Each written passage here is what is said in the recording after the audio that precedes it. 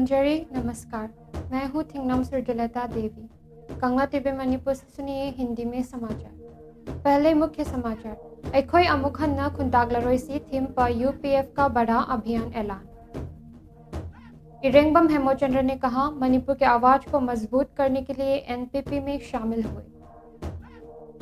NEICIST 2025 को लेकर Manipur institute of technology ने अंतर्राष्ट्रीय सम्मेलन की घोषणा। कक्षा 12वीं के छात्रों के लिए कौसम पहली बार प्री काउंसिल एग्जाम 2026 आयोजित करेगा। FFM के अध्यक्ष खांगेम्बम कुलेश्वर ने कहा, पश्चिमी प्रभाव से मणिपुरी फिल्मों का पतन तेजी से बढ़ रहा है।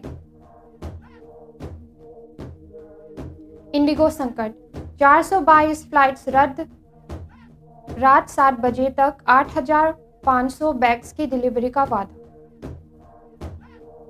गोवा आगजनी मामले में भागे हुए लूथरा भाइयों पर सिकंजा और कसा। थाईलैंड कंबोडिया सीमा संघर्ष फिर भड़का, प्रिय विहार मंदिर विवाद केंद्र में। जापान में 7.5 मैग्नीट्यूड पर भूकंप, सुनामी से तबाही, 23 लोग घायल। अब समाचार विस्तार से। यूनाइटेड पीपल्स फ्रंट यूपीएफ ने घोषणा की है कि आने वाले राष्ट्रीय पुनर्संयोजन दिवस जो 18 दिसंबर को मनाया जाएगा, उससे पहले अखोई अमुक हन्ना खुंतागलरोइसी थीम के तहत एक व्यापक अभियान शुरू किया जाएगा। घोषणा के तहत ऐतिहासिक कंगला में पवित्र मेरा जलाने और वहां से मार्च निकालने के बाद यूपीएफ के प्रतिनिधियों ने मेजरखोल स्थित मणिपुर प्रेस क्लब में एक बैठक की।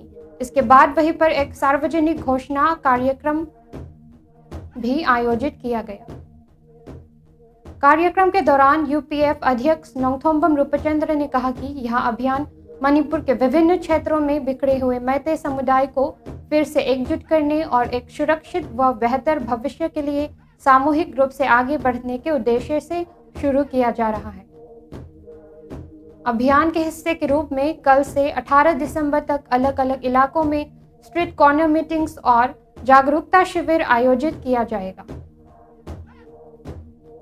इसके बाद 19 दिसंबर से 6 जनवरी 2026 तक असम, मेघालय और त्रिपुरा के मैते बहुल इलाकों में वहां के समुदाय से जुड़ने के लिए विभिन्न बैठकें आयोजित की जाएगी।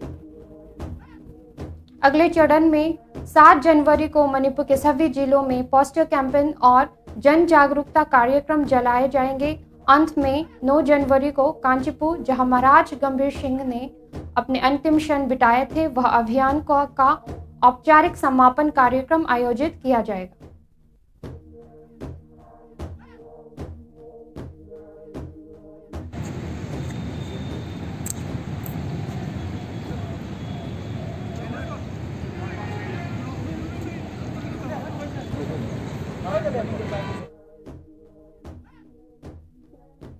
नेशनल पीपल्स पार्टी एनपीपी के नेता इरेंगबम हेमचंद्र ने कहा है कि उनका एनपीपी में शामिल होना किसी राजनीतिक लालसा से प्रेरित नहीं है, बल्कि इस विश्वास से है कि पार्टी मणिपुर के लोगों की आवाज को ईमानदारी और प्रतिबद्धता के साथ संसद तक पहुंचाया जा सकती है। हाल ही में पार्टी के राष्ट्रीय उपाध्यक्ष बनाए गए हेमचंद्र ने आज दिल्ली से इम्फाल लौटने पर यह बात कही। इम्फाल हवाई अड्डा पर एनपीपी के कार्यकर्ताओं और समर्थकों ने उनका गर्मजोशी से स्वागत किया। मीडिया से बात करते हुए हेमचंद्र ने कहा कि वर्तमान राजनीतिक परिस्थितियों को देखते हुए एनपीपी का त्रिपा मोर्चा के साथ जोड़ना और वन नॉर्थ ईस्ट की विचारधारा को आगे बढ़ाना एक मजबूत और उम्मीद भरा प्लेटफॉर्म बन चुका है। सिंगजमई विधानसभा केंद्र से 5 बार विधायक रह चुके हेमचंद्र, जो कुछ समय से राजनीति से दूर थे और कांग्रेस छोड़ने के बाद सक्रिय राजनीति से अलग हो गए थे, उन्होंने कहा कि उन्होंने अब राजनीतिक क्षेत्र में वापस आने का निर्णय लिया है। उन्होंने बताया कि यह निर्णय व्यक्तिगत इच्छा से नहीं, बल्कि मणिपुर की मौजूदा गंभीर स्थिति को ईमानदारी और जिम्मेदारी के साथ संभालने की आवश्यकता के कारण लिया है। उन्होंने आगे कहा कि एनपीपी में शामिल होना और राष्ट्रीय उपाध्यक्ष का दायित्व मिलना केवल पद हासिल करने के लिए नहीं, बल्कि पार्टी को मजबूत करने और मणिपुर सहित पूरे नॉर्थ ईस्ट के लोगों की आवाज को संसद तक पहुंचाने के साथ पहुंचाने के लिए हैं। कोई NPP हाइबा नेशनलिस्ट कोई नेशनल पीपल्स पार्टी मरुओइना कोई श्री पूर्णो संगमा जीना कोइना स्टार्ट तौबिगेबा हुजिना कोनराड संगमाना कोई लीड तौबा पार्टी से मणिपुर इंस्टीट्यूट ऑफ टेक्नोलॉजी ने north east India international conference on innovation in science and technology की घोषणा की है, जिसका औपचारिक शुभारंभ आज मणिपुर विश्वविद्यालय के कॉर्ट हॉल में किया गया। कार्यक्रम में मणिपुर विश्वविद्यालय के कुलपति professor N Lokendra, professor N Basanta, IISc Bangalore के professor NC Shiv Prakash, professor RK Hema Kumar और असिस्टेंट प्रोफेसर TH सुरेश समेत छात्रों, शोधार्थियों और विभिन्न संस्थानों के प्रतिनिधियों ने भाग लिया। कन्वेनर डॉक्टर के रामभा ने कहा कि पूर्वोत्तर भारत तेजी से एक तकनीकी हब के रूप में उभर रहा है और ऐसे सम्मेलन नए विचारों, शोध और सहयोग को बढ़ावा देते हैं। उन्होंने बताया कि NEC के सहयोग से मणिपुर अब अंतर्राष्ट्रीय स्तर का सम्मेलन आयोजित करने में सक्षम हुआ है। सम्मेलन में उद्योग, संस्थान और विश्वविद्यालयों द्वारा ऑनलाइन और ऑफलाइन दोनों माध्यमों से प्रस्तुति होगी, जहां मंच शोधकर्ताओं, पेशेवरों और छात्रों को विचार साझा करने, नई तकनीकें प्रदर्शित करने और क्षेत्रीय व वैश्विक इंजीनियरिंग चुनौतियों पर चर्चा करने का अवसर देगा। मुख्य फोकस क्षेत्रों में disaster resilient infrastructure, smart cities, AI applications और ग्रीन एनर्जी सॉल्यूशंस शामिल होंगे, जो पूर्वोत्तर क्षेत्र में के सतत विकास में योगदान देंगे।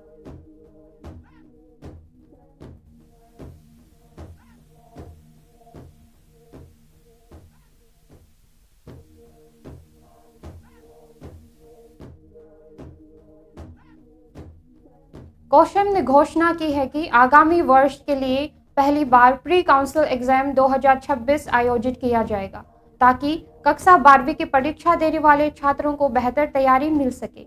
All Manipur recognised private schools welfare association Imphal द्वारा आयोजित प्री बोर्ड एग्जाम के बाद काउंसिल ने हायर सेकेंडरी परीक्षा को ध्यान में रखते हुए यह निर्णय लिया।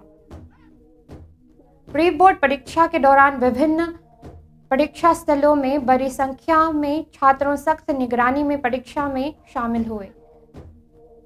एसोसिएशन के प्रेसिडेंट और सेक्रेटरी सहित 5 सदस्यीय टीम ने कई परीक्षा स्थलों का निरीक्षण किया। निरीक्षण के बाद एसोसिएशन के अध्यक्ष एल जॉय खुमन ने कहा कि प्री बोर्ड परीक्षा का उद्देश्य 12वीं कक्षा के छात्रों में आत्मविश्वास, अनुशासन और परीक्षा के प्रति बेहतर तैयारी विकसित करना है। एसोसिएशन ने अपील की कि परीक्षा अवधि के दौरान किसी भी समूह द्वारा बंद या स्ट्राइक न किया जाए, ताकि परीक्षा सुचारू रूप से संपन्न हो सके। परीक्षा का समापन इस महीने की 22 तारीख को होगा। अखोई प्री बोर्ड एग्जामिनेशन है ना, अखोई मिथोन जब एग्जाम सक्सेसफुली अखोई पांथोखरब मतुंगदा हंदक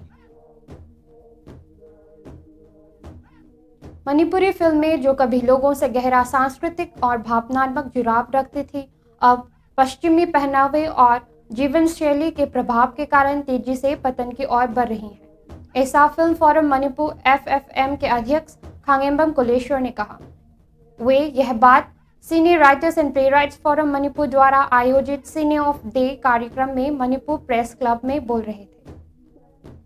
कार्यक्रम में बोलते हुए चेयरमैन कोलेश्वर ने कहा कि कई कारणों ने मणिपुरी फिल्मों की गिरावट में योगदान दिया है। उन्होंने बताया कि फिल्मों की प्रीव्यू स्क्रीनिंग सुधार के लिए की जाती है, लेकिन कई महत्वपूर्ण सुझावों को नज़रअंदाज कर दिया जाता है। उन्होंने कहा कि आज बनाई जा रही कई फिल्में अन्य भाषाओं, पहनावे और जीवन शैली से अत्यधिक प्रभावित हैं, जिससे वे मणिपुरी संस्कृति के संदर्भ से बाहर हो जाती हैं।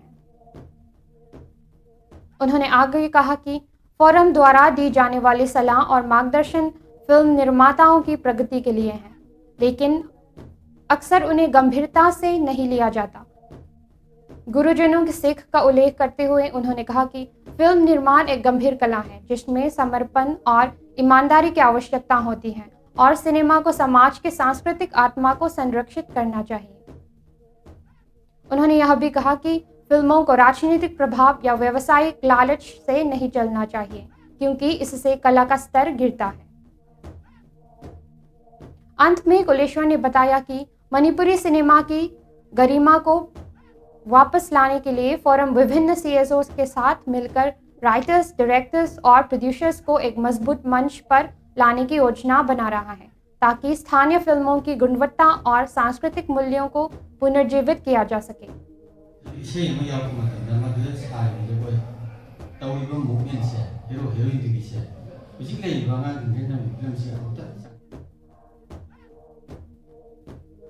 भारत की सबसे बड़ी एयरलाइन इंडिगो आज भी बड़े परिचालन संकट से जूझ रही है। एयरलाइन ने बताया कि सोमवार को कुल 422 फ्लाइट्स को रद्द करना पड़ा, जिसमें सबसे ज्यादा प्रभावित दिल्ली और बेंगलुरु रहे। लगातार दूसरे दिन हजारों यात्रियों को लंबा इंतजार और भारी असुविधा का सामना करना पड़ा। इंडिगो ने कहा कि एयरपोर्ट्स पर फंसे करीब 8,500 बैग्स को आज रात 7 बजे तक उनके यात्रियों तक पहुंचाया दिया जाएगा। कंपनी के अनुसार अब तक 94 में से 49 गंतव्यों पर बैगेज डिलीवरी पूरी हो चुकी है। एयरलाइन का दावा है कि उसकी टीम बैगेज मैचिंग, लॉजिस्टिक्स और होम डिलीवरी पर युद्ध स्तर पर काम कर रही है।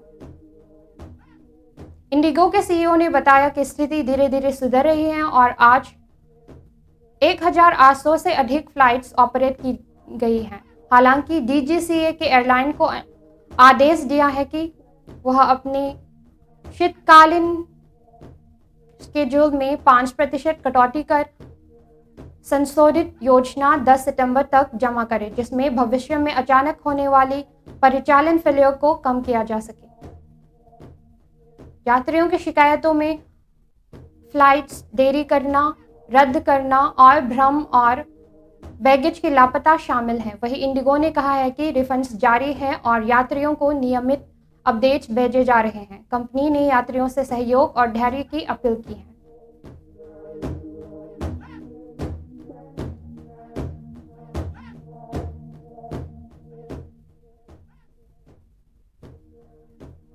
गोवा के Birch by Romeo Lane night club में लगी भीषण आग, जिसमें 25 लोगों की मौत हुई।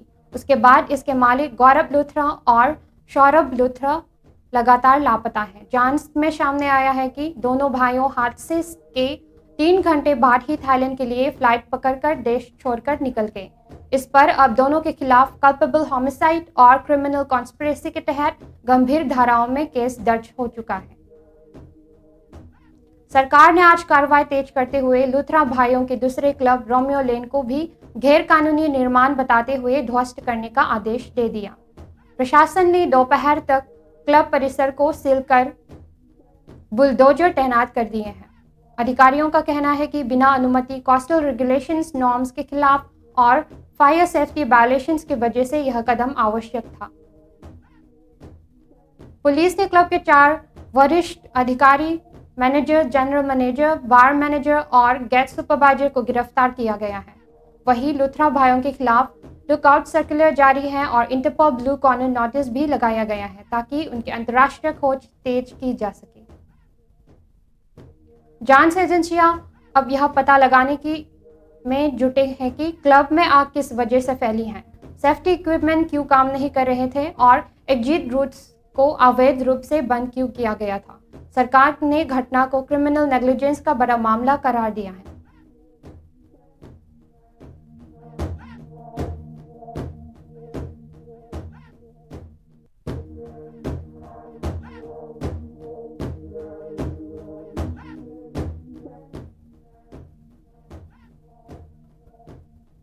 थाईलैंड और कंबोडिया के बीच दशकों से चल रहा प्रिय बिहार मंदिर को लेकर सीमा विवाद एक बार फिर हिंसक रूप से ले चुका है। ताजा रिपोर्टों के अनुसार थाईलैंड ने कंबोडिया के प्रिय विहार सीमा क्षेत्र में आर्टिलरी और ड्रोन हड़ताल किए, जिसके जवाब में कंबोडिया के फोर्सेस ने भी रिटेलिएशन किया। इस तनाव ने दोनों देशों के रिश्तों में फिर से खतरनाक मोड़ ला दिया है।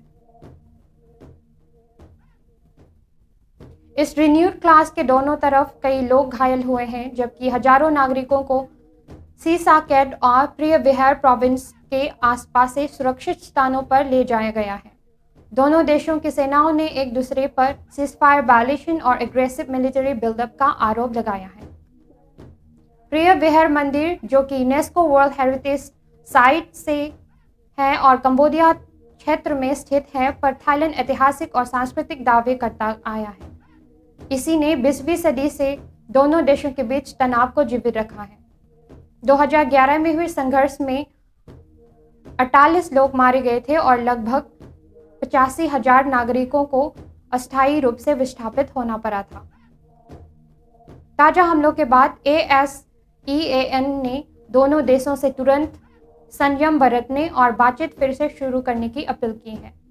हालांकि दोनों पक्ष सीमा पर अतिरिक्त सैन्य बल तैनात कर चुके हैं, जिससे क्षेत्र में और तनाव बढ़ने की आशंका है।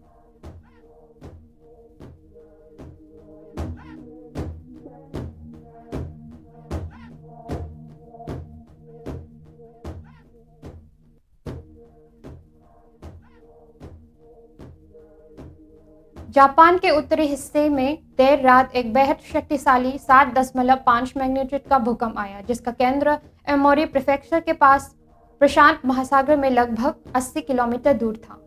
जापान मेट्रोलॉजिकल एजेंसी JMA के अनुसार झटके इतने तेज थे कि तटीय इलाकों में तुरंत सुनामी के लहरों उठी। कुछ शहरों में 70 सेंटीमीटर तक ऊंची लहरों दर्ज की गई, जिससे तटीय समुदायों में अफरा तफरी मच गई। अब तक कम से कम 23 लोग घायल हो चुके हैं। कई लोग गिरते सामान, टूटी इमारतों और हादसों की वजह से घायल हुए, जबकि पावर लाइन्स, छोटे पुल और तटीय मार्गों को हल्का नुकसान भी रिपोर्ट हुआ है। अधिकारियों के अनुसार एमोरी, होक्काइडो और आसपास के पैसिफिक कोस्टल टाउन्स में करीब 90,000 लोगों के लिए इवैक्यूएशन एडवाइजरी जारी की। हालांकि बाद में सुनामी वार्निंग हटा दिया गया था, पर सरकार का कहना है कि खतरा अभी पूरी तरह टला नहीं है। JMA ने चेतावनी दी है कि अपने वाले दिनों में तेज झटके आ सकते हैं और बड़े मेगाक्वेक का जोखिम भी बढ़ा है। इमरजेंसी टीम्स तटीय इलाकों में रेस्क्यू और डैमेज असेसमेंट में जुटी हैं, जबकि जापान कोस्ट गार्ड लगातार समुद्र की निगरानी कर रही है।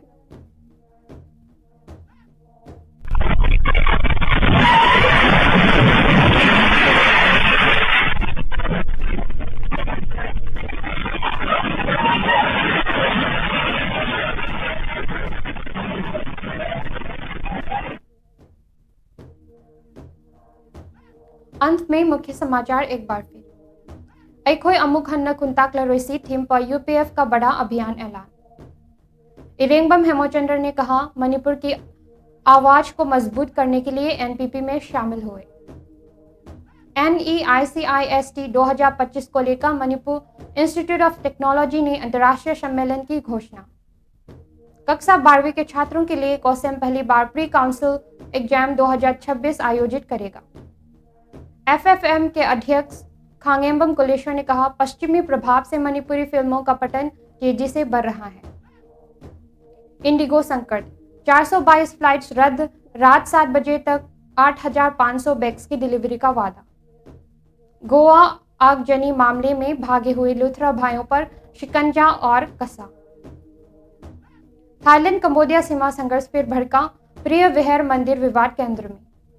जापान में 7.5 मैग्नीट्यूड का भूकंप, सुनामी से तबाही, 23 लोग घायल। आज के लिए इतना ही। मणिपुर से हिंदी में समाचार सुनने के लिए कंगना टीवी से जुड़े रहें। धन्यवाद।